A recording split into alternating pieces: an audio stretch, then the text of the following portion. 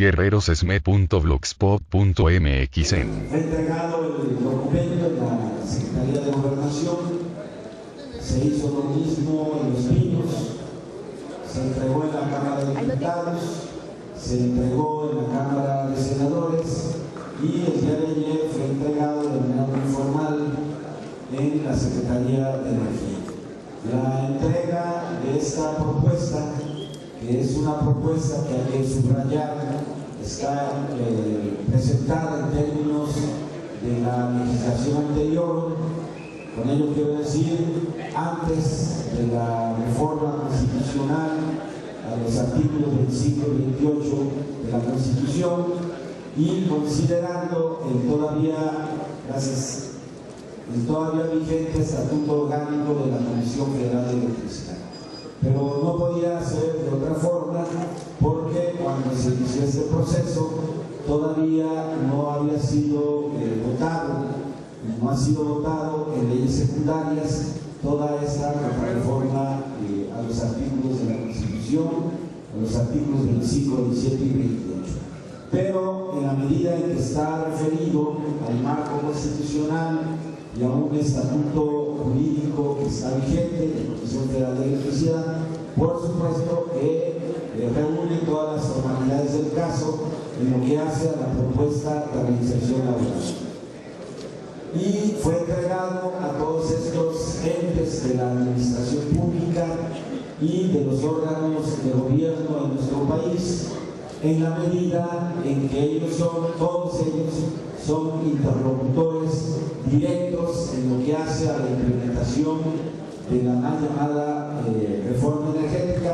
Es un término muy elegante para no decirles de patrias, para no decirles que han cometido un acto de traición a México, a la nación, al haber promovido y sacado adelante una reforma que entrega el petróleo a manos privadas, en la óptica del Imperio del Norte, y la electricidad en los mismos términos. Pero bueno, así lo están manejando en la prensa, en los medios informativos, en los diarios, en la radio y en la televisión, como si el pueblo de México no tuviera clara en su memoria lo que fue el 18 de marzo, la expropiación del petróleo, y fueron pueblo de ignorantes que se trae el cuento de que hay que modernizar la planta energética porque el país no cuenta con recursos. Todos nosotros sabemos que Petróleos Mexicanos es una de las empresas más rentables en todo el mundo. Todavía hace, que serán unos 8 años, Petróleos Mexicanos se disputaba el segundo lugar en cuanto a nivel de productividad y de ganancia, con firmas transnacionales del tamaño de la Chevron, de la Exxon, etc. Y su caída desde los primeros 10 lugares tiene que ver con una política deliberada de saqueo, de expoliación, como todos nosotros sabemos. Pemex, la mayor empresa estatal de nuestro país, de las poquititas que quedan, de las 1.150 que eran todavía a mediados de los años 80, es una empresa que en promedio ocupa en costos de explotación para extraer un barril de petróleo alrededor de unos $10. Y todos nosotros sabemos que una vez extraído ese barril de petróleo en los mercados internacionales en promedio está arriba de los $100. Ese es el enorme margen de ganancia. Esa es la llamada renta petrolera que hoy los metepatrias, para sus propios negocios, para beneficio de las grandes corporaciones transnacionales y para los planes de seguridad energética del Imperio del Norte, están cabildeando entregar, una vez realizada la reforma constitucional, están cabildeando entregar a través de leyes secundarias. Y esa es una de las razones del por qué el día de ayer fuimos a la Secretaría de Energía. También estuvimos en la Cámara de Diputados y en la de Senadores, porque ahí, aunque solamente vaya a ser una simulación, ahí tienen que llegar antes de que se cumpla el plazo de los 120 días que sería por ahí del 19 de abril, ahí tiene que llegar al Congreso de la Unión todas las iniciativas en leyes secundarias que de manera obligada el Ejecutivo Federal tiene que presentar ante el Congreso de la Unión. Y por eso fuimos a entregar también la propuesta de reinserción laboral a ambas cámaras del Congreso de la Unión. Y a los Pinos, naturalmente, que es el interlocutor directo en todo lo que hace una mesa de gobernación en el proceso de reinserción laboral. Y en el caso de la Secretaría de Energía, el que ha estado operando en reuniones, algunas secretas y otras comunicadas a los medios masivos de comunicación, es el licenciado Pedro Joaquín Goldberg, que funge como secretario de Energía. Él dio la instrucción para que nos recibieran su cuerpo de asesores, comenzando por su director general de asesores, ahí mismo en la mesa donde han estado recibiendo a los grandes corporativos, a los ejecutivos empresariales, que están pugnando porque en leyes secundarias se concreten todos sus planes, todos sus proyectos para saquear la principal riqueza de nuestro país, que es el petróleo, y precisamente para hacer el gran negocio con todo el proceso de venta de energía. Entonces, estamos en los términos, por supuesto, una vez que se conozcan, y tendrá que ser en breve, el contenido de las reformas en leyes secundarias que tiene que presentar obligadamente Enrique Peña Nieto, podríamos o podremos, estaremos obligados a hacer los ajustes pertinentes en la propuesta que ha sido entregada para considerar también toda esta temática que apenas está enunciada en las reformas a los artículos 25, 27 y 28 constitucionales. Algo ya sabemos al respecto. Hoy todos nosotros tenemos en claro que ya no hay limitación alguna para que el capital privado, nacional o internacional, invierta en el terreno de la generación eléctrica o puede invertir en el terreno de todo el proceso de comercialización en la prestación del servicio público de energía eléctrica. Pero ambos extremos, tanto la generación como la comercialización de la energía eléctrica, ya no tienen cortapisas, ya no tienen obstáculo alguno que limite la participación del capital privado. Quiere decir que a partir de esa reforma constitucional que entró en aplicación en diciembre del año pasado, a la fecha cualquier particular, privado, nacional o internacional, puede solicitar el permiso respectivo para construir plantas de generación, como también puede solicitar permiso y concesión respectiva para comercializar la energía eléctrica, bien sea para venta a los usuarios domésticos, industriales, comerciales, de servicios, etcétera, etcétera. Ya no hay limitación. Todo ello es lo que se conoce en el ámbito de estados que han privatizado desde hace muchos años todo el proceso de la energía eléctrica como un mercado eléctrico spot, es decir, en donde pueden vender todos aquellos que tengan capacidad de generación y puedan comprar u operar con terceros todos aquellos que presten el servicio en la comercialización. Aquí el punto clave, y los compañeros que están o han participado en procesos de trabajo en áreas de distribución y comercialización lo van a entender muy bien. Aquí el punto clave a definirse es dónde será colocado el punto de conexión. Porque una vez que cualquier empresario nacional o internacional en México genere energía eléctrica, esa energía eléctrica va a correr por las líneas de transmisión y distribución que van a seguir siendo controladas, solamente controladas, para garantizar un acceso indiscriminado a cualquier sujeto que genere energía eléctrica. Pero cuando hablamos de la comercialización tenemos que hablar entonces de los puntos de conexión, es decir, en qué parte de esas redes en alta, mediana o baja tensión van a comenzar a operar las empresas privadas que comercialicen la energía eléctrica. Para dar un detalle cercano al tema, recordamos, por ejemplo, cuando se realizaba un fraccionamiento, se colocaban los puntos de conexión, a partir del cual el fraccionador jalaba los hilos de corriente para su distribución interna, bien sea en alumbrado público, bien sea para cada una de las casas o habitaciones de ese fraccionamiento. Aquí la parte clave, por supuesto, va a ser cómo van a operar esos puntos de conexión en el terreno de la comercialización, porque todo ello, por supuesto, tiene que ver con nuestra materia de trabajo. Nosotros peleamos por muchos años, ¿sí?, que toda esa obra no quedara reducida al poste, no quedara reducida a la torre, sino quedara reducida al punto de conexión en cada casa habitación. Ese era el pleito por materia de trabajo del sindicato. Y lo va a hacer ahora en la definición de leyes secundarias, cuando cualquier empresa privada pueda generar y cualquier empresa privada pueda comercializar. Entonces, el tema es un tema abierto, esa parte, por más que lo hemos explorado, no hemos encontrado claridad al respecto.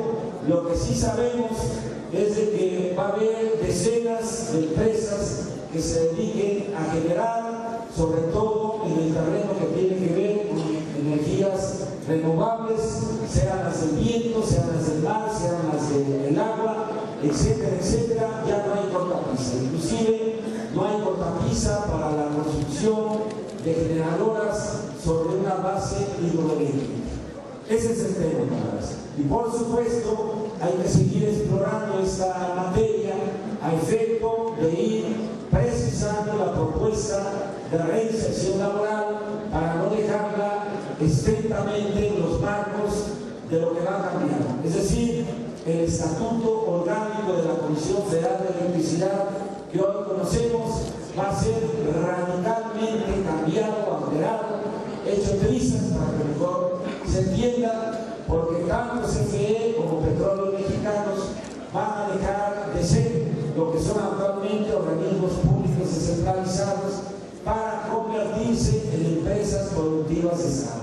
Y aquí está otro tema abierto, porque no queda claro, por más que hemos revisado el dictamen de reforma de los artículos 25, 27 y 28, por más que hemos leído un documento que recién entregó el gobierno de Peña Nieto al Congreso de la Unión, que es la Estrategia Nacional de Energía, no hemos encontrado una definición precisa del alcance de lo que van a ser las empresas productivas de Estado. El único elemento que es clave en la definición es que dejan de ser organismos para convertirse en empresas creadoras de valor económico. Y ahí está el problema, porque si van a ser empresas productivas de Estado, cuyo propósito fundamental sea la creación de valor económico, eso quiere decir que eventualmente podrían asociarse bajo la ley de asociación público-privada, podrían asociarse en la generación, en la transmisión y por supuesto en la distribución y comercialización de la energía eléctrica. Entonces estamos ante un panorama poco explorado, muy atentos, eso sí, a cómo avanza el rumbo de esas discusiones casi secretas para poder ir adecuando nuestra propuesta de reinserción laboral. Y quería dar toda esa explicación, sobre todo para algunos compañeros que se acercan y preguntan, bueno, pero ¿por qué fueron a la Secretaría de Energía o por qué estamos regresando a la Cámara de Diputados, a la de Senadores? Pues por esta misma razón, porque ya no es solamente la Secretaría de Gobernación. En la Secretaría de Gobernación era en los marcos de la Constitución que fue pisoteada. ¿Por qué? Porque ese marco establecía la exclusividad de la nación en la prestación del servicio público de energía eléctrica. Una vez que la Constitución ha sido derruida en la exclusividad nacional, lo que queda es un campo de privatización que por supuesto no se resuelve solamente en una mesa como es la mesa de la Secretaría de Gobernación. Y el ejemplo es muy claro. Supongamos que se aprueban leyes secundarias y se da materia para que se comiencen a otorgar permisos de generación. Y que hay empresas, por ejemplo, en el área del Distrito Federal, que es un nicho de negocios muy bueno, que comienzan a construir plantas que utilicen como combustible los desechos, la basura. Esa empresa, por supuesto, va a estar regida por los permisos que otorgue la Comisión Reguladora de Energía. Eso no pasa por la Secretaría de Gobernación, eso pasa por otra instancia que puede ser la Secretaría de Energía, pero que básicamente será nuestra capacidad como organización sindical con un registro del Sindicato Nacional de Industria que imponga las características de contratación de personal para ese tipo de empresas. Y estoy hablando solamente del caso, porque el asunto se complica más cuando hablamos de la comercialización. La comercialización, para los que hemos estado en el área comercial, sabemos que no se reduce solamente al pago de la factura correspondiente. Y ahí va a haber un sinnúmero de call centers que van a tener la tarea ya fundada, soportada por la propia institución, de atender a los diversos usuarios eléctricos en una diversidad de empresas. Pero estamos hablando también ahí de trabajadores que realizan una función, aún sea a ese nivel de call center, en el proceso de la prestación del servicio público energético. Entonces, con todo esto, camaradas, lo que trato de darles es un esquema, una visión más pormenorizada de las circunstancias en las que vamos a recuperar nuestro trabajo. Y curiosamente, aunque se escuche paradójicamente contradictorio, se abre más la perspectiva de la recuperación de nuestro trabajo en estas condiciones privatizadas. De tal manera que en ese contexto vamos a recuperar nuestro trabajo y después vamos a tener muchos años de lucha por delante para recuperar lo que nos han arrebatado y para renacionalizar nuevamente la industria eléctrica y recuperar el petróleo para la nación mexicana. Esto es muy importante que lo tengamos todos nosotros en cuenta. Como ven, el tema es vasto, el tema es complejo, el tema no es solamente de una intervención, por matizar lo que pueda hacer, y va a ser un asunto al cual vamos a estar recurriendo en los espacios que tengamos, en este caso aquí en la reunión informativa de los jubilados, todos los miércoles a partir de las 12 horas del día. El otro tema que quiero abordar con ustedes es un tema que nos afecta de manera directa. Aprovechando las movilizaciones que realizamos desde temprana hora el día de ayer, al amparo de que todos estábamos en la perspectiva de hacer valer nuestros derechos constitucionales en las calles, nos dieron un albazo.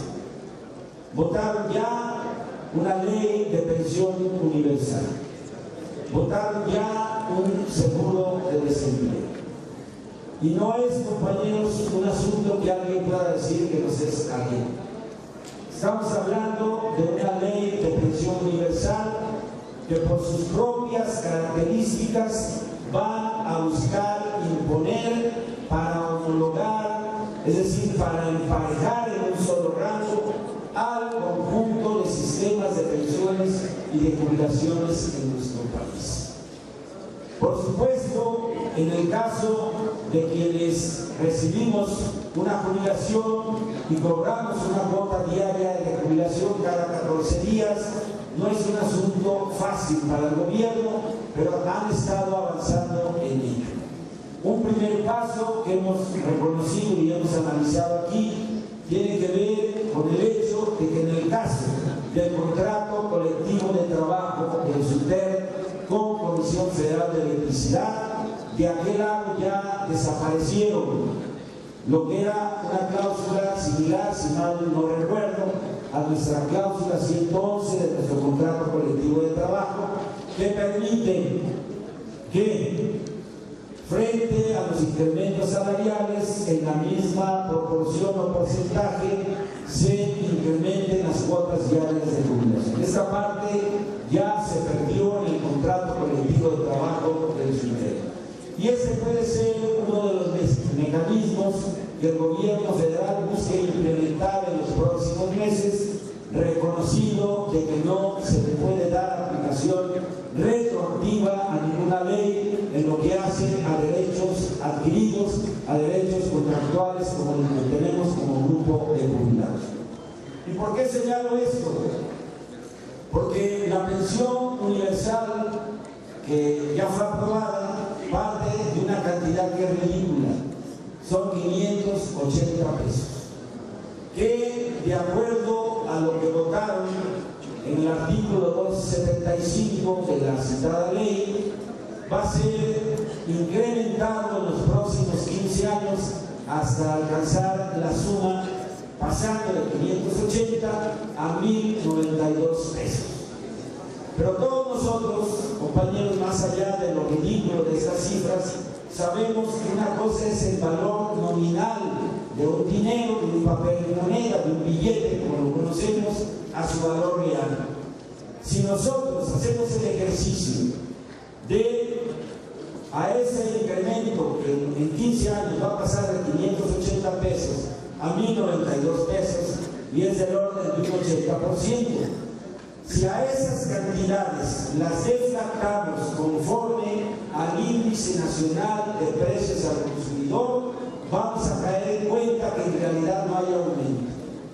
Simplemente están actualizando los 580 pesos con el índice nacional de precios al consumidor para subirlo a 1092, pero en términos de poder adquisitivo va a ser la misma cantidad. Eso es lo que ellos buscan homologar. Eso es lo que están planteando para todos aquellos que se acojan a estas modalidades de pensión universal, y en esa perspectiva van a buscar casar el sistema o los sistemas de pensiones y de jubilaciones, en este caso del grupo de jubilados del Sindicato Mexicano de Electricistas. Entonces, el asunto es extremadamente delicado. Fue votado en la Cámara de Diputados, fue turnado el día de ayer a la Cámara de Senadores, y me parece, compañeros, y no lo digo solamente por la cercanía, lo digo porque tenemos que defender lo que por decenas de años logramos conquistar. Tenemos que aposentarnos en diferentes acciones en la Cámara de Senadores. Tenemos que pasar del simple análisis a las acciones, compañeros. Ya no es un asunto del porvenir, es un asunto que está siendo discutido y será aprobado en los próximos días, en las próximas semanas, antes de que concluya el periodo ordinario que constitucionalmente termina el día 30 de abril de este año.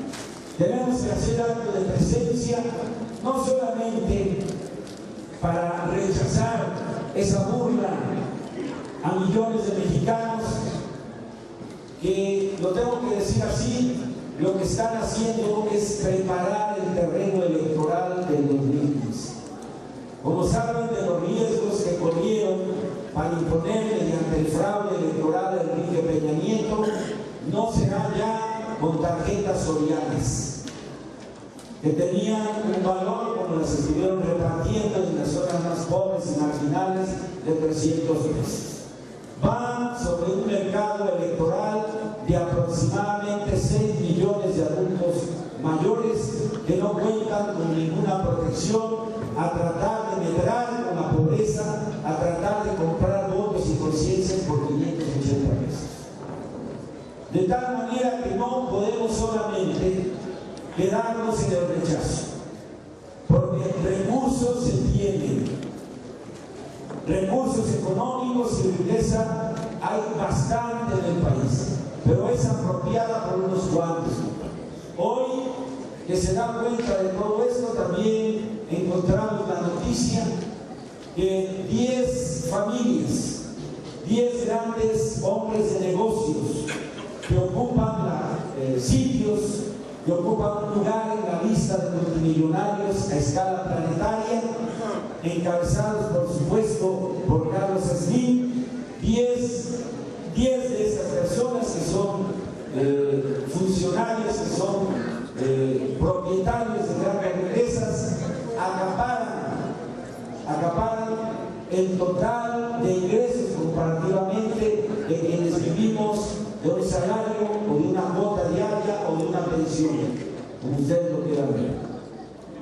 Y eso, compañeros, habla de la terrible desigualdad en la distribución de la riqueza en nuestro país.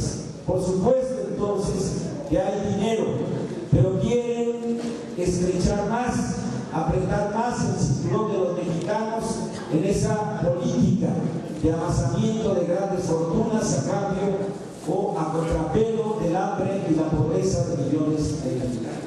Entonces, todos estos temas, camaradas, son extremadamente relevantes, pero volviendo al asunto que nos ocupa, tenemos que ir no solamente a rechazar como una burla sangrienta esos 580 pesos de pensión universal y un seguro de desempleo que el propio trabajador va a pagar con los recursos que se han ido acumulando en el fondo de vivienda, tanto del ISSSTE como del Seguro Social. Eso también es una burla. ¿Por qué? Porque inicialmente incluso el propio Peña Nieto en campaña y después en la iniciativa que envió al Congreso de la Unión señaló que iban a ser recursos públicos. Y hoy la marcha atrás dice que el seguro del desempleo ante la crisis económica que no ha averiguado, que la paguen los propios trabajadores. Y no me refiero a los trabajadores que pierdan el empleo y apliquen al seguro del desempleo. No, me refiero a todos nosotros que seguimos aportando a esos fondos, que seguimos pagando impuestos y será cosa de nosotros y no de los grandes y poderosos hombres de negocio en México como asuman la tarea del seguro del desempleo. Entonces tenemos que ir ahí a rechazar, pero también a presentar propuestas, porque hay alternativas de solución. No todo se constriña a rechazar algo por malo, sino también a hacer propuestas que tienen fundamento, que tienen soporte económico y financiero. Con todo ello, camaradas, estoy razonando para que, discutido este asunto en pleno de la dirección del sindicato, podamos en breve presentar una propuesta de acción que impida que nosotros nos quedemos cruzados de brazos para una agresión que viene en puerta y que por supuesto va a afectar al grupo de jubilados. Tenemos capacidad, tenemos fortaleza, hemos organizado una nueva central de trabajadores que tiene que hacer suyo esta problemática y acompañar la lucha del grupo de jubilados del Sindicato Mexicano de Electricistas y tendrá que acompañar también a la Confederación de Pensionados, Jubilados y Adultos Mayores de la República Mexicana, de la cual nuestro sindicato es una parte fundamental en ese proceso de organización a nivel nacional. Entonces, estos son los comentarios, estas son las propuestas y en breve ustedes tendrán que tomar, todos nosotros tendremos que tomar una decisión en defensa y en contra de estas agresiones que tenemos ya en puerta. Muchas gracias. guerrerosesme.blogspot.mx